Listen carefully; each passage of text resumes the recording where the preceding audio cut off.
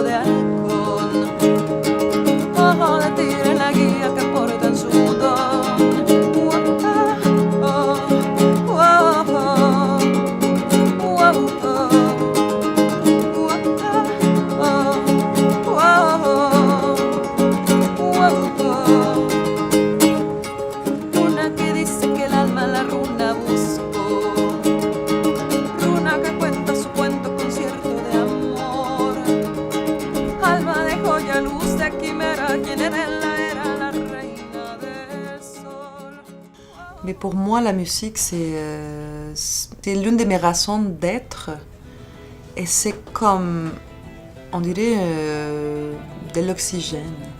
Dans le sens que, depuis que je me rappelle ou que je me souviens, la musique a toujours été quelque chose qui me donnait un sens pour être, pour exister. Je chantais tout le temps de façon... C'était un instinct qui me venait, puis je chantais, j'ai imité tous les sons. J'écoutais la radio, je copiais les sons. Et donc, à 5 ans, j'ai été choisie par le choral à l'école pour être la soliste. Ma grand-mère, elle avait dans les garde-robes, très, très bien cachées, 2 guitares qui avaient été données par une mariachi, une amie à elle. Et donc, j'avais découvert, à l'école, il y avait un groupe de guitares. Et donc, j'avais besoin d'une guitare pour commencer. Je voulais absolument faire partie de ce groupe de guitaristes. J'étais en 5e année. Et donc, ma grand-mère m'a dit, bon, ok, je vais te prêter une de mes guitares, mais c'est ma guitare. Donc, j'avais commencé à apprendre déjà quelques chansons. Mais mon père habitait plus chez nous. Et un jour, en fin de semaine, on était allé visiter mon père.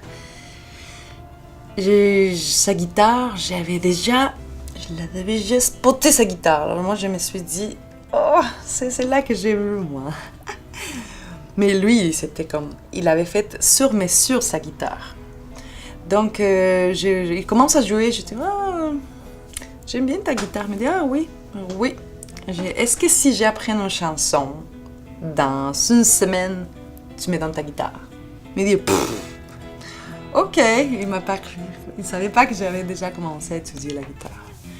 Donc j'étais comme, ok, fait que la semaine prochaine, même pas, 2 semaines après, j'ai revenu à la maison de mon père. J'étais, hey, est-ce que tu te rappelles qu'on s'avait dit?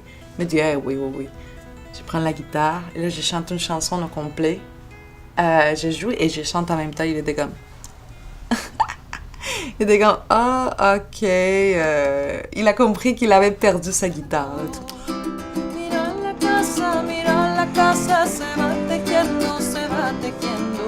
Cuando nos miras soñando, sueños puros sentimientos. Fino y claro el firmamento. Llegan como nubes las ideas de par en par.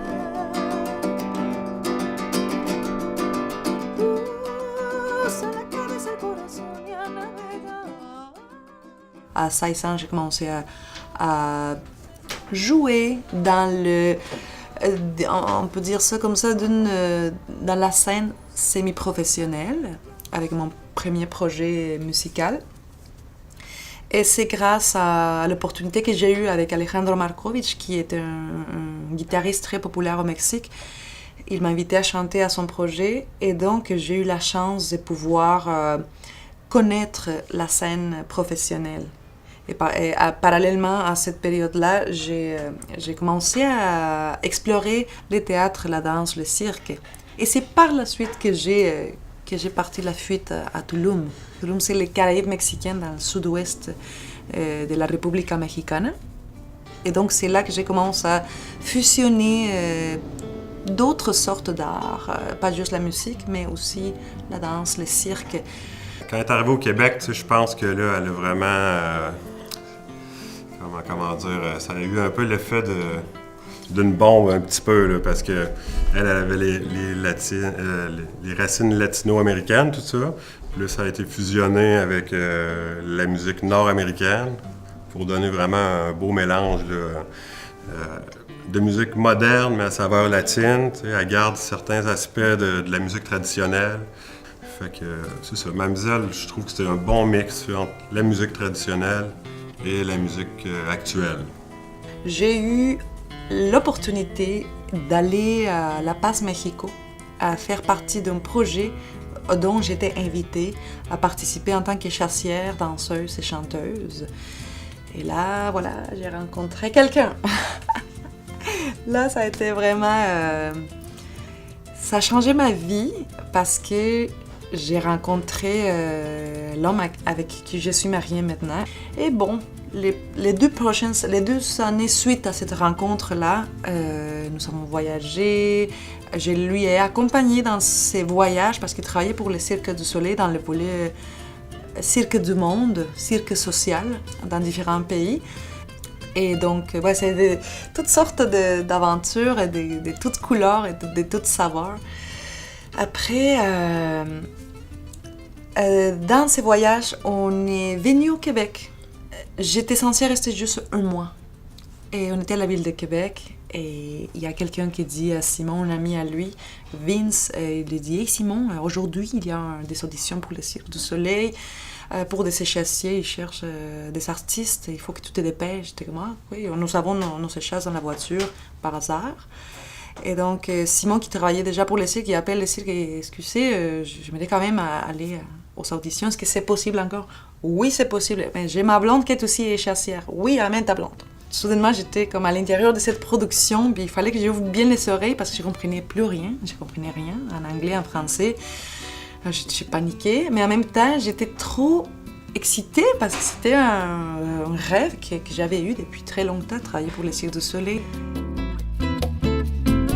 La noche toca la alborada, todo a su paso parece hechizar, de luces, sombras y colores, y ese sonido de las olas del mar. Y cuando la marea se sube, la luna brilla su pálida piel, que entre sonrisas y suspiros, la fresca arena acaricia mis pies. La luna llena, fresca playa, rico suelo, danza loca. Parallèlement à ça, en fait, Simon a décidé de m'aider à monter mon projet musical parce que, selon lui, moi je ne les croyais pas. Selon lui, j'avais beaucoup de talent et que mes chansons étaient super belles et tout, mais moi je pensais que lui était juste en amour avec moi. Il m'adorait, tu vois, c'était comme... Il était en amour, là. Mais là, non, mais il a commencé à prendre de la rigueur, à me former. Et donc, c'est là que j'ai pris vraiment la formation la plus importante de ma vie avec Simon, c'est-à-dire le savoir-faire que je n'avais pas avant parce que je n'étais pas outillée pour me développer au Mexique.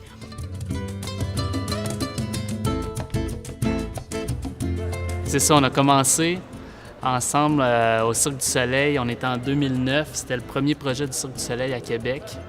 Puis on s'est rencontrés là-bas. Elle venait, elle a été recrutée par le cirque. Moi, j'ai été recruté par le cirque. Moi, je parlais même pas français. Moi, c'était mon premier contrat aussi pour le Cirque du Soleil. Mamzelle aussi. Puis c'est ça, on a commencé à travailler ensemble. On était dans le fond, dans la même équipe. Au sein du cirque, il y avait plein de petites équipes. Puis nous autres, on faisait des échasses ensemble. On faisait partie d'une des familles qui s'appelait la famille des Sables. J'ai commencé quand j'avais 8 ans. J'habitais à Québec avec ma famille. qui habite encore là. Puis ma mère elle m'a inscrit à un cours à l'École de cirque de Québec qui était dans un petit lieu dans ce temps-là. Puis depuis ce temps-là, j'ai jamais arrêté. Moi, j'ai 3 disciplines que j'ai développées. La première, c'était manipulation de bâton. Que ça, j'ai commencé quand j'étais à l'école. Puis après ça, j'ai perfectionné ça en sortant de l'école. Puis après ça, j'ai de la roussire que j'ai appris quand j'étais sur le spectacle de trace avec les 7 doigts de la main.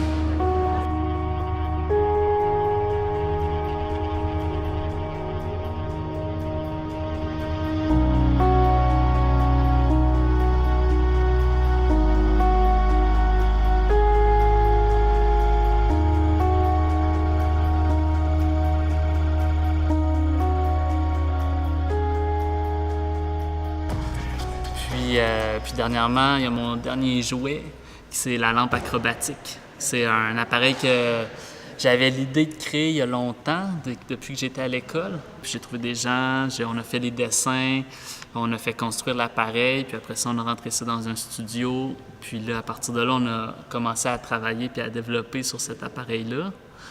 Puis, tu sais, la lampe acrobatique, c'est vraiment simple. C'est un cône avec une corde. Puis si on l'allume par en dessous, comme une lampe classique Ikea que tout le monde retrouve. Puis c'était ça l'intention, c'est d'avoir quelque chose qui est vraiment... qui va venir chercher les gens. T'sais, on décolle avec quelque chose qui est vraiment groundé d'habitude, qui est juste la lampe qui est toujours là dans la cuisine. Où là, on la prend puis on l'utilise puis on s'envole avec. Puis c'est tous les effets de lumière aussi que je voulais aller chercher parce que moi, j'adore tout ce qui est jeu de lumière, éclairage. Je trouve que ça affecte beaucoup ce qu'on voit dans la performance. Puis là, de pouvoir vraiment jouer dans la lumière, la sentir, contrôler c'est où qu'elle va, qu'est-ce que les gens voient, qu'est-ce que les gens voient pas. Et après que la période de spectacle avec les Cirques du Soleil est finie, eh bien, moi, j'avais plus de travail et j'avais plus de visa non plus. Donc, j'ai décidé d'aller à la rue à chanter, d'aller au métro à chanter mes chansons. Et bon, c'est là qu'il y a des choses magiques qui se sont produites par la suite aussi. Mais j'ai fait la rencontre avec un nouveau collègue qui était intéressé de jouer avec moi, un guitariste, Dominique Gamelin. Et donc, on allait au marché Jean Talon, on allait sur la rue Sainte-Catherine, et même dans le métro. Et ça marchait très bien parce que la musique que je chante, les rythmes latino-américains, folk mexicain, du jazz un peu, mais les gens adoraient ça. Donc, par la suite, j'ai rencontré quelqu'un au marché Jean Talon. Elles m'ont laissé la petite carte de Vision Diversité dans le petit panneau. J'étais comme, OK, je vais appeler pour savoir c'est quoi. On était allé voir, Simon et moi, sur la web, c'était quoi exactement. J'ai vu que c'était une vitrine pour présenter des projets musicaux. Fait que nous avons commencé à préparer le projet. Et là, on a été choisis pour faire la vitrine. Et donc, on a été comme découvert par Radio-Canada. Et donc, par la suite, j'ai eu un prix Révélation Radio-Canada en 2013-2014. Faut laisser tomber dans les bras d'une très belle dame, dans les bras d'une très belle dame. Voler et se laisser tomber, ay mamá, me agarra la bruja, me lleva a su casa, me vuelve maceta y una calabaza, me agarra la bruja, me lleva al cuartel, me sienta en sus piernas y me invita a comer. Ay, dígale, dígale, dígale usted, ¿cuántas criaturitas se ha chupado usted? Ninguna, ninguna, ninguna, no sé, que ando en pretensiones de chuparme a usted.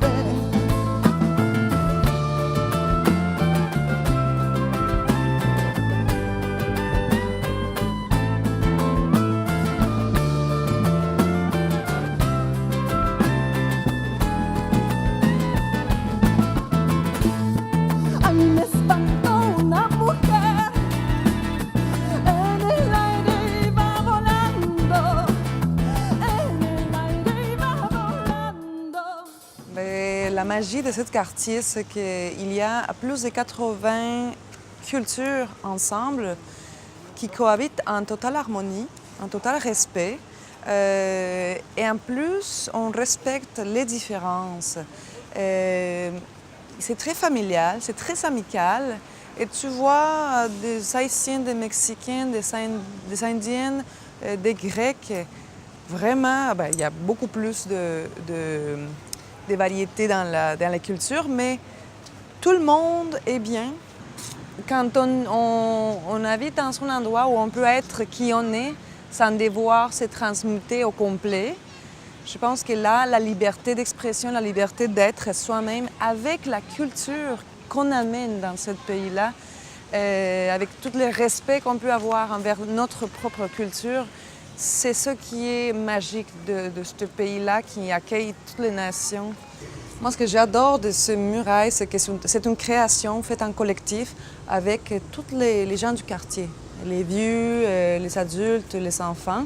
Et donc, ça a été un projet magnifique qui a été dirigé par la ville, a été créé par un artiste. Toutes les bases, ça a été créé par un artiste. Et l'artiste a guidé les enfants et tous les gens de la communauté pour peinturer les murailles. Mais tu vois, il n'est pas du tout endommagé ou peinturé ou quoi que ce soit parce que ce sont eux-mêmes qui l'ont fait. Et ça représente la paix entre les nations. Les formes sombragées de la cité, très très discrète et en toute liberté, avec son charme et sa sensualité, elle joue, elle enchante même sans le chercher.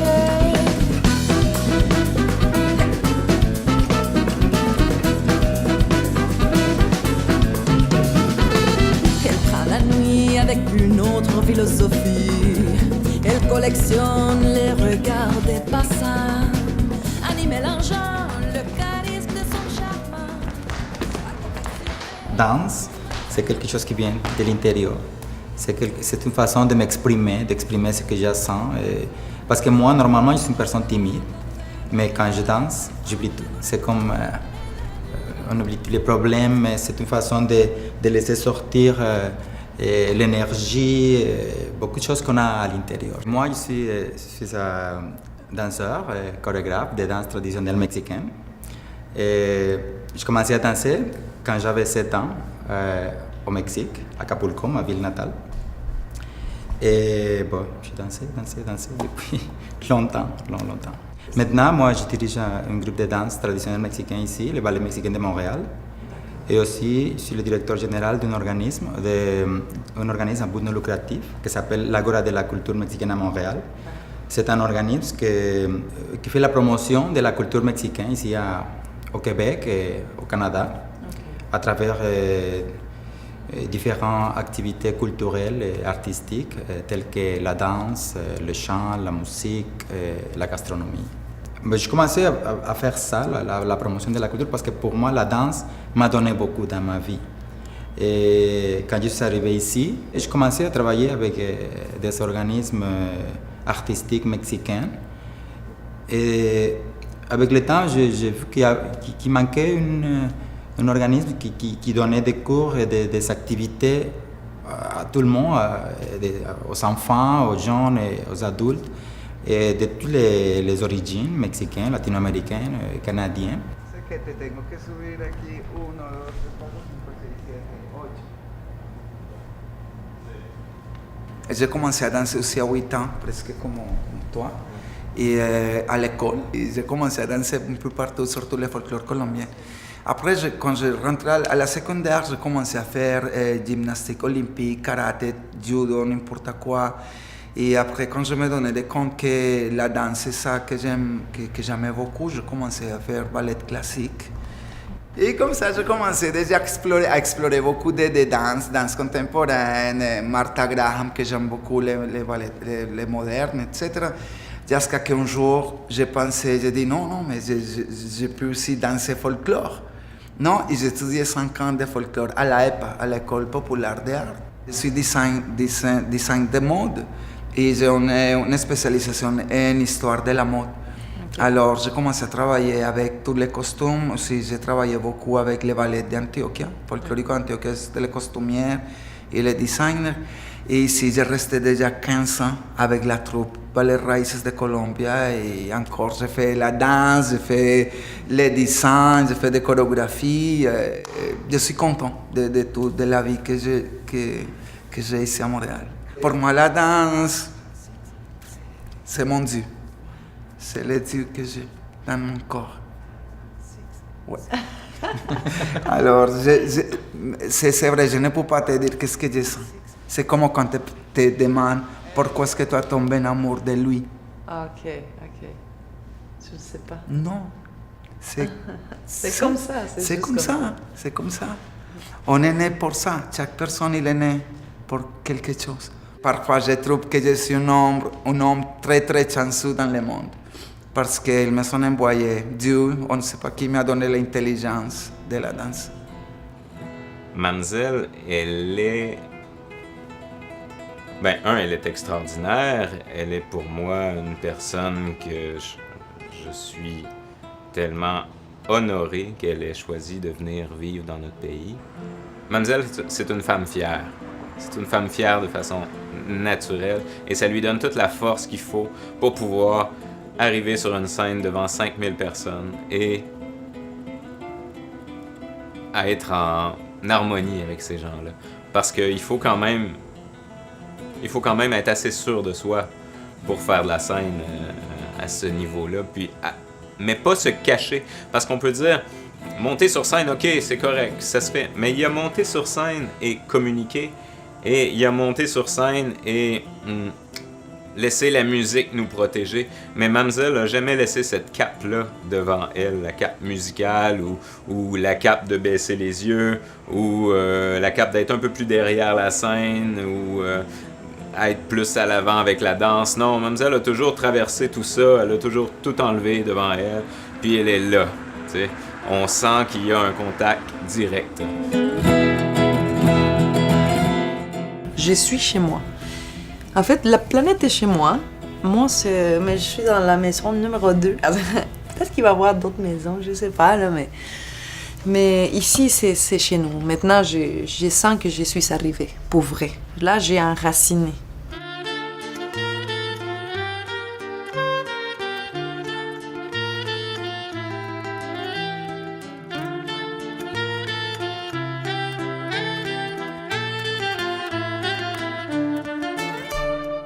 No sé qué tienen las flores, llorona, las flores del Camposanto. No sé qué tienen las flores, llorona, las flores del Camposanto. Que cuando las mueve el viento, llorona, parece que están llorando. Que cuando las mueve el viento, llorona, parece que están llorando.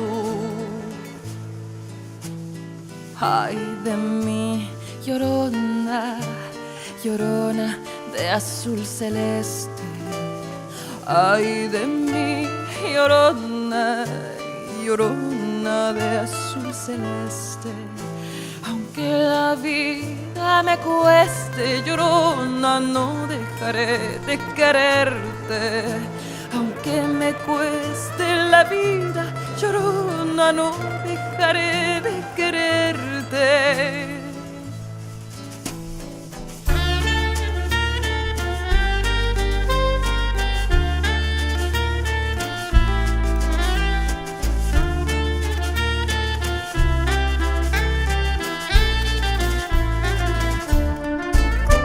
Je marche mon chemin depuis longtemps, llorona, je marche pour trouver l'amour. Je marche mon chemin depuis longtemps, llorona, je marche pour trouver l'amour. Même si le ciel pleure sur moi, llorona, je ne regarde pas en arrière. Même si le ciel pleure sur moi, llorona, je ne regarde pas en arrière.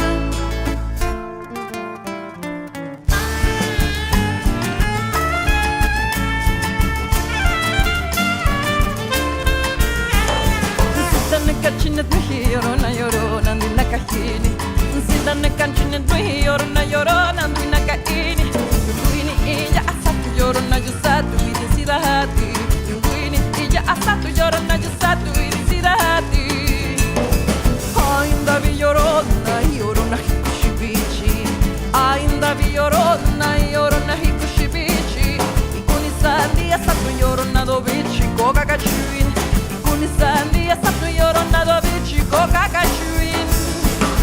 Hay cosas en esta vida, llorona, que no se pueden comprar. Hay cosas en esta vida, llorona, que no se pueden comprar. El rico con su dinero, llorona, y el pobre con su esperanza. El rico con su dinero, llorona, y el pobre con su esperanza.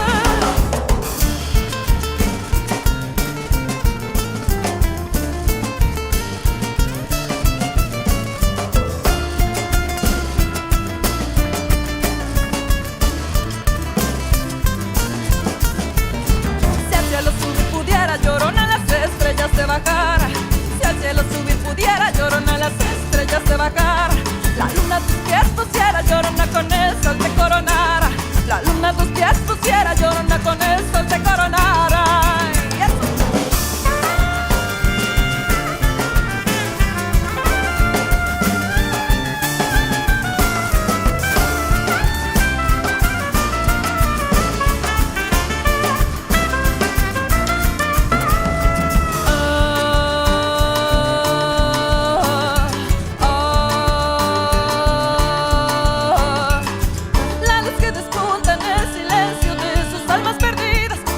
Derramada en el corazón del pueblo, la sangre que despunta en el silencio de sus almas, del pueblo mexica que ven